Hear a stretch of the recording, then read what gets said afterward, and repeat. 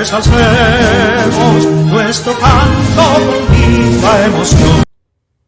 Muy buenos días, amigos y amigas de Patria para Siempre y Patria para Todos. Estamos hoy en nuestro acostumbrado mensaje de los martes. Hoy martes 11 de abril. Nos corresponde comenzar a hablar de la revolución constitucionalista, porque ya el 24, dentro de 13 días, se conmemorará el 58 aniversario de aquella gesta que le permitió a la República Dominicana abrir las puertas de la democracia por primera vez, ya que del 1965 a la fecha tenemos 58 años de transición de mando sin golpe de Estado, mientras que en 121 años, de 1844 a 1965, tuvimos esos 121 años con solo 3 gobiernos que pudieron cumplir el mandato para el cual fueron electos. Los demás fueron derrocados. Esto nos habla de la importancia de abril como tercer acontecimiento de la historia republicana nuestra y como el más grande acontecimiento del siglo XX. Ahora, antes de pasar a hablar del desarrollo de la revolución constitucionalista, debemos hacer ante ustedes la presentación de algunos hechos que demuestran la irresponsabilidad de lo que nos han dirigido a través de la historia, salvo muy honrosas excepciones. Esa irresponsabilidad de lo que han dirigido el poder es lo que ha provocado que hayamos tenido tantos momentos difíciles en nuestra historia, dictaduras, que significa tortura de personas de todas las edades, de los sexos, que implica el hecho de que los derechos de los pueblos sean pisoteados y que solamente derechos sean la voluntad de lo que dirigen, que se impongan, sin importar qué cuello tengan que retorcer. No le importa. Las dictaduras conciben el mando del poder como una fuente de privilegio para el que gobierna y un castigo eterno para personas gobernadas, que además de producir para ellos, tienen también que soportarle todo tipo de vejación e inhumanidad. Es bueno ver en la historia esa irresponsabilidad que hemos tenido en los gobiernos, en su mayoría, que es lo que ha provocado que, por ejemplo, a partir de 1844 en adelante, naciones como Francia, España, Inglaterra, quisieran dominarnos. Los Estados Unidos, que es el que más tiempo ha durado en esa dominación. ¿La culpa la tienen ellos realmente? ¿O la culpa la tenemos nosotros? Gran parte de la culpa. En el caso que fuera una culpa compartida, ¿quién tiene más responsabilidad? ¿Ellos o nosotros? Me atrevo a decir que somos nosotros. Nosotros, porque fue Pedro Santana el que en el año de 1847 se opuso a que su ministro de Hacienda, Ricardo Miura, fuera interpelado por el Senado consultor de aquella época, por el Congreso de aquella época. No quiso que fuera cuestionado sobre los gastos que había ocurrido el Estado, que era inexplicable para el ministro de Hacienda. Fue el presidente Báez quien le hizo un fraude a los tabacaleros trabajadores del Cibao y provocó la revolución del 7 de julio de 1857, la revolución de los tabacaleros. Fue Santana quien anexó el país el 18 de marzo de 1861 a España. Fue otra vez Buenaventura Báez quien hizo un préstamo leonino, abusador, en contra del país en el 1869 a la Harman por 420,000 libras esterlinas, recibió 38,000 y después tuvimos que pagar en el gobierno de Lili más de 142,000 libras esterlinas. Fue el mismo Lili quien, en su interés de aplastar a Luperón, al Partido Azul, que lo hizo llegar al poder por primera vez en el 1882, aplastarlo y darle paso a los grupos de Buenaventura Báez, para entonces él, amparado en préstamos también vergonzantes, ganarse esa cúpula política y aplastar definitivamente a Luperón y los objetivos liberales del Partido Azul. Fue ese Ulises Ro quien hizo un préstamo de 730,000 libras esterlinas y tuvo que pagar el dinero como condición, el dinero de Báez, que no había pagado. Fue ese mismo Lili que siguió asumiendo préstamos dañinos a la economía y la política y la sociedad dominicana, terminando en la quiebra de la Westendorf, la compañía europea que le prestaba, y teniendo que pasarla a una compañía que formaron los americanos, la Employment Company, y con esa misma Employment Company servirle para que ya no Lili, sino los gobiernos que habían sucedido después de la muerte de Lili, como consecuencia, entre otras cosas, de la debilidad económica que teníamos, de la crisis económica que él había dejado. Y en esa Convención Dominico-Americana de 1907 tuvimos nosotros la situación de gobiernos que sucedieron y uno derrocaba al otro. Después de la Convención Dominico-Americana que fue efectuada en el gobierno de Moncáceres, ese mismo gobierno de Moncáceres fue derrocado con su asesinato de 1911. El padre Noel, que lo sustituyó, no pudo continuar, renunció a los 3 meses aproximadamente. Llega el general Borda Valdés y le miente al país por cuanto era un gobierno de transición y quiso prolongarse hasta que hubo que derrocarlo y pasar al gobierno de el doctor Ramón Báez, hijo de Buenaventura Báez, quien propició elecciones y ganó Juan Isidro Jiménez.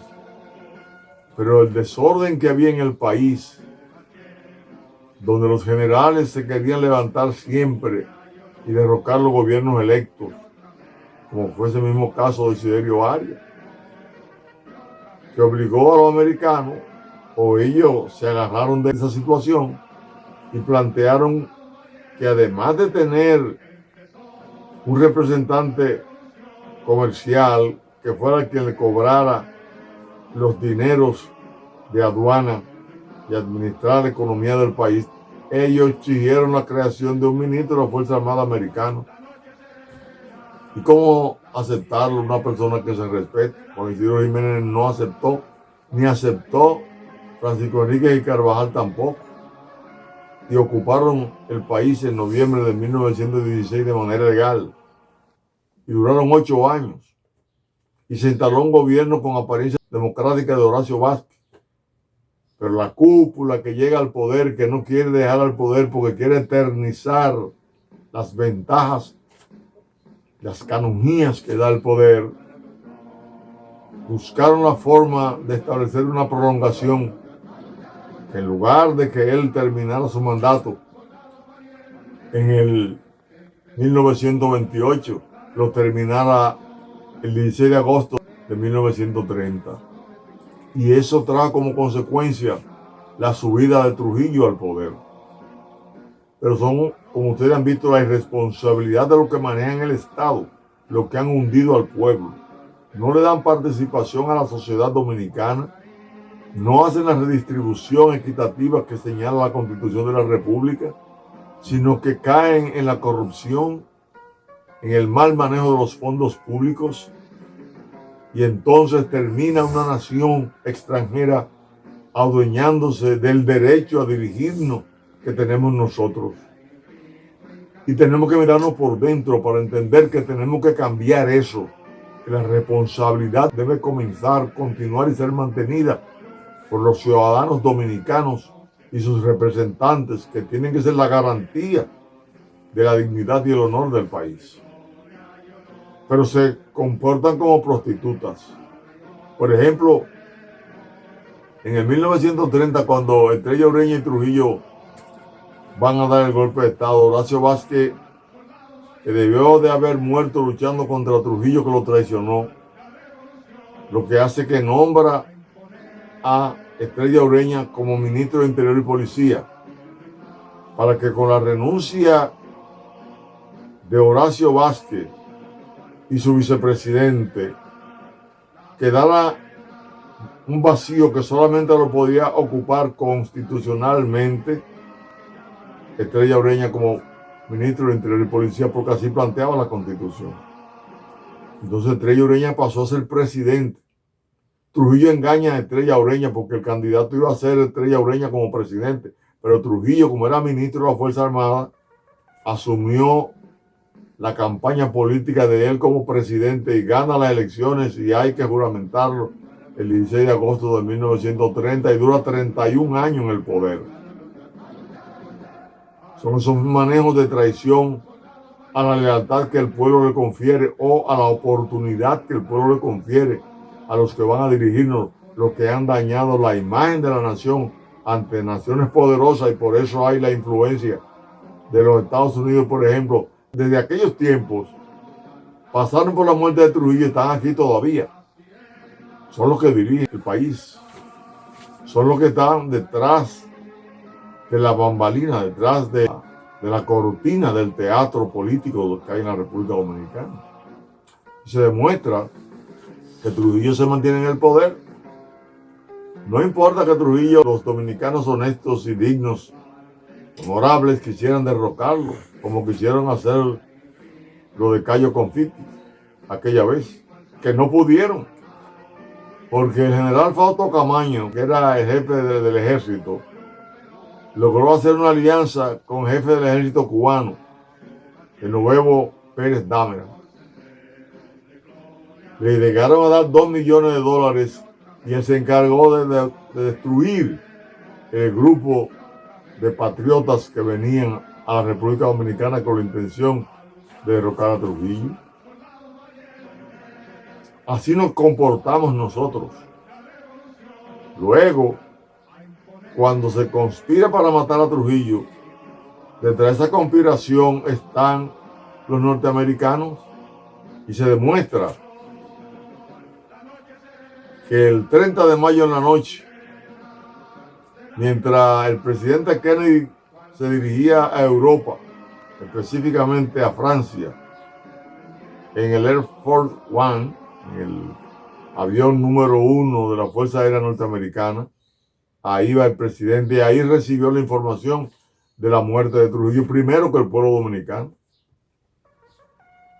Entonces, esa debilidad que tiene nuestro gobernante, porque se arrastran y se dejan consumir su honor detrás del dinero que van a dejar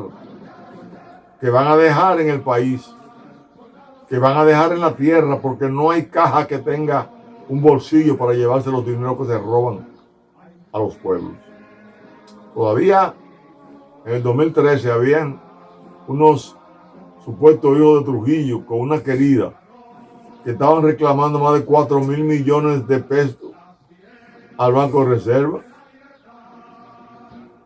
Todavía, cuando los Trujillos debieron de haber sido perseguidos tanto aquí como fuera del país por los dineros que le robaron al pueblo. Basta ver como cuando se iba la noche los hermanos de Trujillo, Héctor Bienvenido Trujillo Molina, que había sido presidente de la República, y Balaguer su vicepresidente, reclamó $1 millón para irse y llevárselo, y depositó 12 millones en el Banco de Reserva de pesos dominicanos para que se lo dieran en dólares para seguir la dulce vida fuera del país. Los Trujillos, herederos de la sangre que derramó el pueblo dominicano bajo el látigo de Trujillo, donde él se hizo dueño de todo, vivieron su vida y están viviendo todavía como príncipes. Nadie le ha reclamado nada.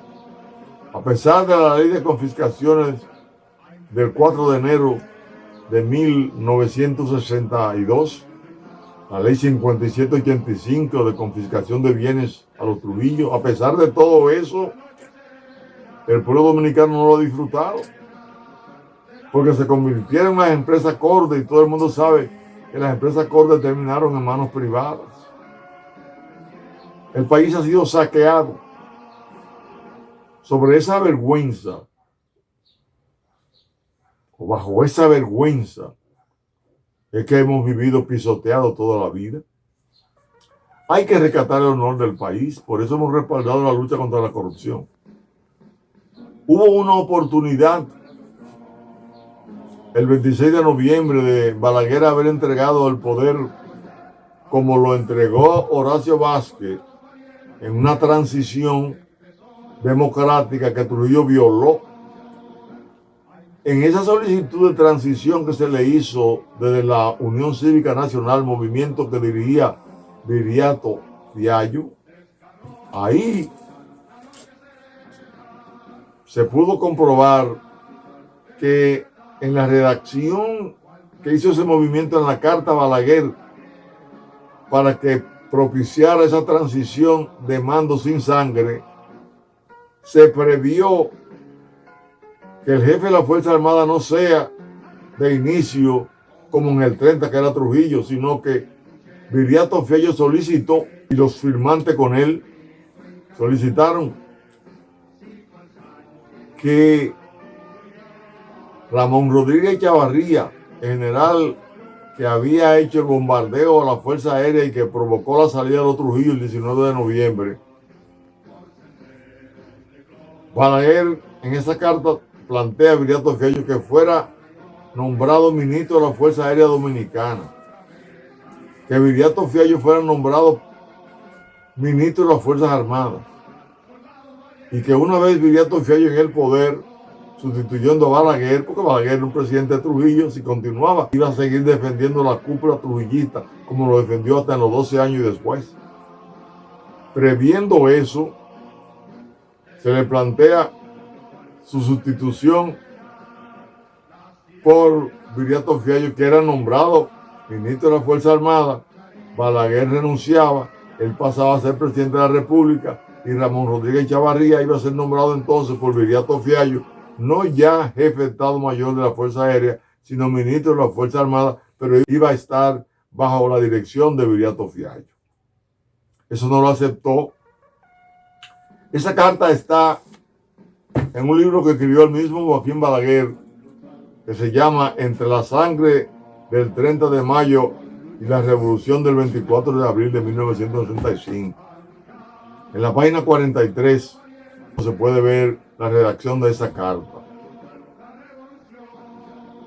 Hasta aquí lo vamos a dejar hoy para entender las situaciones vergonzantes, desatinadas que tuvimos. Entre las tantas que hay, que son muchas, pero por razones de tiempo nombramos algunas. Ustedes pueden ver que realmente la dirección del Estado Dominicano ha estado en manos inescrupulosas y en manos cargadas de interés individual, de defender los intereses de los grupos más poderosos del país y no de la democracia. Si la democracia se ha desacreditado es porque conserva los vicios de las dictaduras. En la presencia de los líderes políticos que andan buscando poder político, poder económico. Para muchos, poder tener el poder económico y social que no tuvieron antes de ser políticos. Mucha gente que viene de abajo se junta con otros que están arriba, que vienen de las mismas fuentes también, y se han adueñado del poder del poder. Quieren terminar como millonarios, tener casas en diferentes lugares turísticos del mundo, tener dinero que no conocen en bancos extranjeros, asegurar la opulencia por siempre, aun sea a costa de la miseria, el dolor, la intranquilidad del pueblo dominicano. Como vamos a hablar de abril, seguiremos ahora después de esta carta que le mandó Viriato Fiallo a Balaguer, que no aceptó el 26 de noviembre de 1961. Seguiremos presentando algunos acontecimientos que se dieron entre esa fecha de esa carta y la toma de posesión de Juan Bosch y luego su derrocamiento. De eso hablaremos el próximo viernes, si Dios quiere. Gracias, y entendamos que en este relato lo único que queremos es motivar a las personas serias, honestas del país, a que entiendan que los mejores hombres y mujeres deben asumir las posiciones políticas para llegar algún día a darle cumplimiento al artículo 142 de la Constitución de hoy, que establece que los cargos públicos deben de ser obtenidos por mérito y profesionalización. Así que hasta el próximo viernes, que seguiremos avanzando en esta dirección. Buenos días. Al luchar, soldados valientes, empezó la revolución a imponer